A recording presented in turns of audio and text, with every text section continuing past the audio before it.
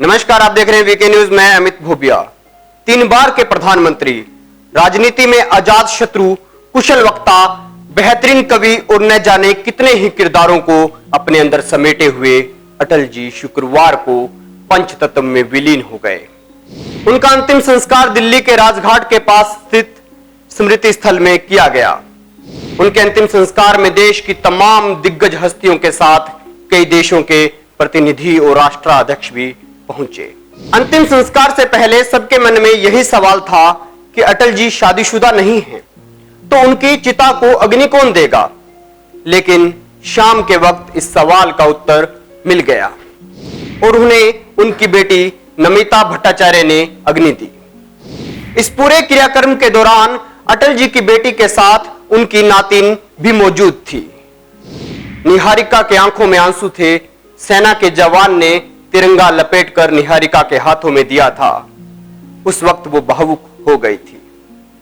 अब आप कहेंगे कि अटल जी शादीशुदा नहीं थे, तो नमिता उनकी बेटी कैसे हुई? तो आपको बता दें कि नमिता को उन्होंने गोद लिया था, इसीलिए उनका सब कुछ नमिता ही थी।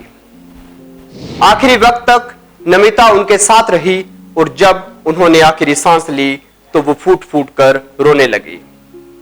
नमिता भट्टाचार्य राजकुमारी कौल की बेटी है, जिन्हें अटल बिहारी वाजपेयी ने 70 के दशक में दत्त पुत्री के रूप में माना था।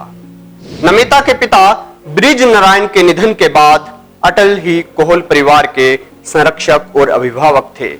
नमिता के साथ उनके पति रंजन भट्टाचार्य और उनकी बेटी निहारिका भी अटल आवास में रहते हैं। राजनीति में लोग अक्सर सब कुछ छिपा जाते हैं, लेकिन अटल जी कुछ छिपाया नहीं करते थे। उन्होंने अपने जीवन को एक खुली किताब की तरह रखा। राजकुमारी कौल उनके कॉलेज की मित्र थी, जिनसे वो प्रेम करते थे। इसका इजहार भी खत के जरिए उन्होंने किया था, लेकिन नियति को कुछ और ही मंजूर था।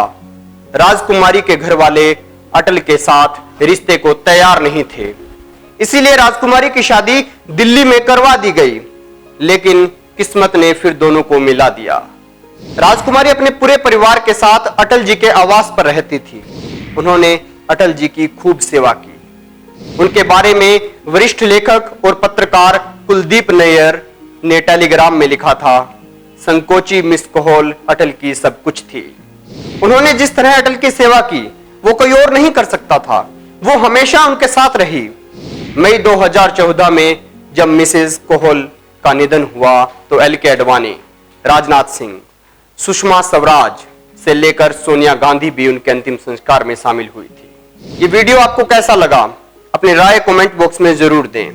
वीडियो अच्छा लगे तो लाइक करें, शेयर करें और ऐसे रोचक किस्से जानने के लिए, खबरों से जुड़े रहने के लिए हमारे चैनल को सब्सक्राइब करें। देखते रहिए वीके न्यूज। शुक्रिया।